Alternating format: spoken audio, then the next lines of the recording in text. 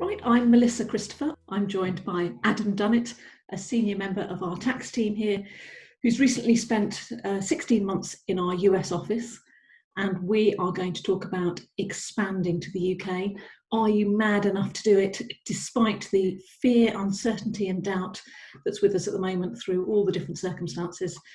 So Adam, tell us what you've seen and what your clients or potential clients are doing at the moment. Yeah, definitely. I mean, I think with all the conversations, I think it's clear kind of coming into it that we know there's going to be some impact with the global economy.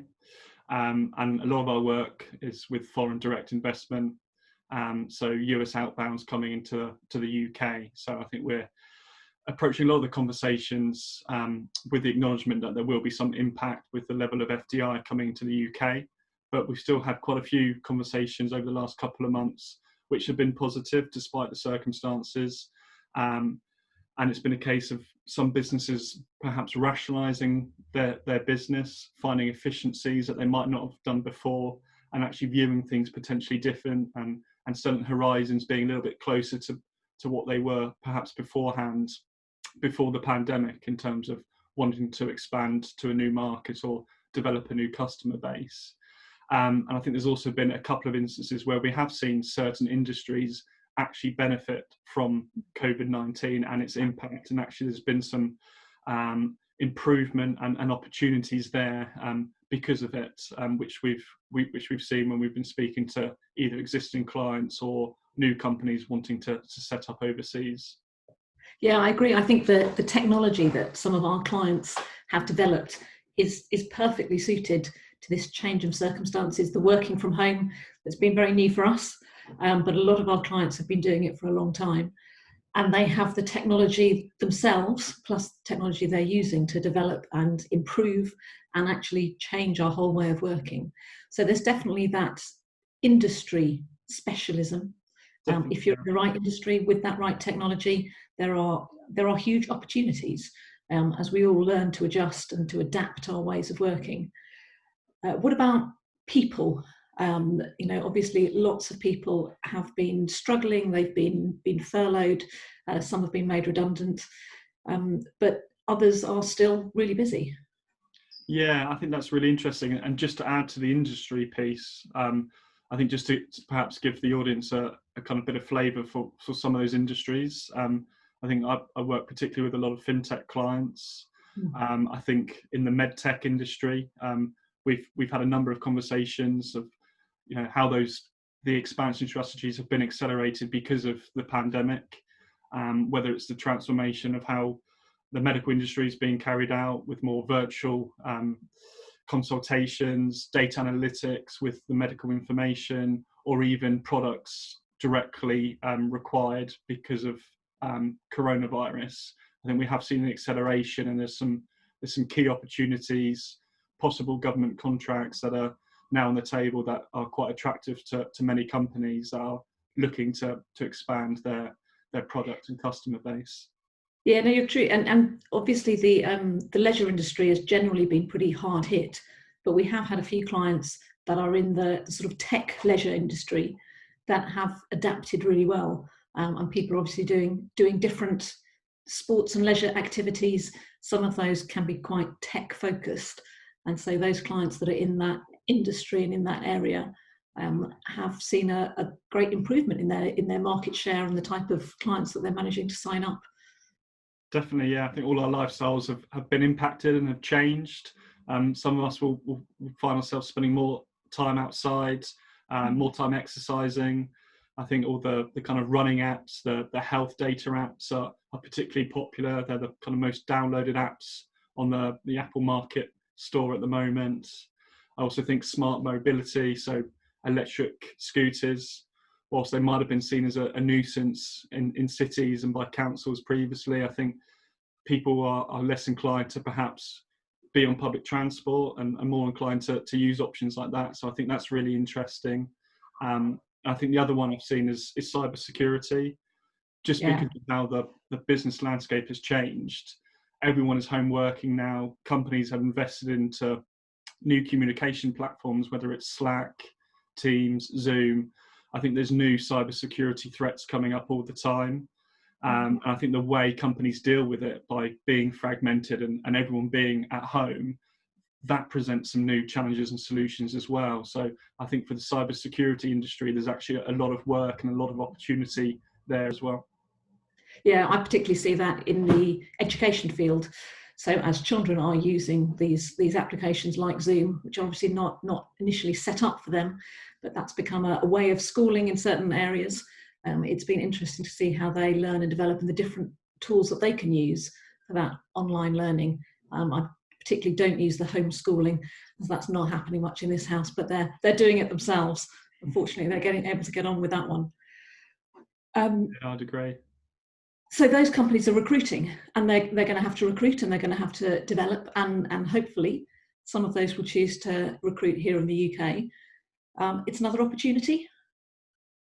Definitely, yeah. I think people is another key one, and we've actually had some conversations with some US companies that are they've known people for a while in the industry that are kind of valued and recognised, and those potentially key people that they can build a business around, and those people are now actually becoming free, whether it's because of companies laying off people, the furlough campaigns, just changes in people's employment situations. I think some key industry people are becoming free, and often that can be really important for a business to go grab those people now. The time might be right for that business, and work with that person and build an initial expansion or initial business around that person that does have a lot of industry experience. You mentioned earlier that change in lifestyle, and obviously the companies that want to appeal to those employees are offering a different lifestyle, aren't they? That working from home, you don't have to commute. Some of them have done it already. Some of them have been doing it for some time. Most of us are having to change, and this is a new way of working that is appealing to lots of people. Different hours, different work locations, a more flexible approach. It's very different, but it does perhaps allow you to attract a different profile of employee, and it's a new start and a new opportunity for them. The other thing that I've seen is a real emphasis on buying local. That opportunity to buy from someone that is based in the UK, perhaps even closer to home, there's a bit more of an emphasis on that.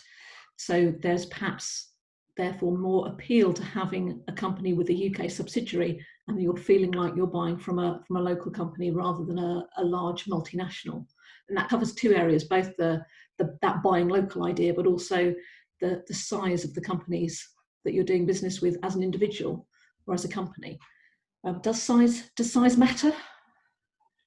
Yeah, I think in that context, I think sometimes it does. And I think it's a really interesting point and trend that you've picked up on in terms of people wanting to buy locally, that localism versus kind of globalism theory that a lot of people are talking about at the moment. And actually, some of the companies that we work with, they will often set up subsidiaries that are service centres, so they won't contract directly with local customers. A lot of the contracts and the corporate work is retained back at HQ, and that subsidiary is designed to provide general admin, marketing, business development support. But sometimes we need to think about what the consumer demand is and what the trends are, and if consumers do want to contract locally, and business customers do as well, then that might actually accelerate a company's plan in terms of how they structure. I know subsidiary, does it go from providing intragroup services to contracting directly to the customers, and that would create several compliance requirements and the need to have the contracts and the work conducted in that subsidiary. So I think that's a really interesting trend that you mentioned there. 20 years ago, this was all about setting up a UK branch, and we've moved a long way from that, and there is very much an emphasis on a subsidiary. It's very easy to set up a subsidiary, certainly here in the UK, and that's true in certain other places in Europe as well. What about the payroll only option? We're just going to have one employee, we're just going to test the market, can we just operate a payroll and perhaps test it for 6 months and see if it works? Yeah, I mean, from my perspective, having worked with companies that have taken that approach, whether it be in the last couple of months or over the last kind of 12 months or so. I think it is possible.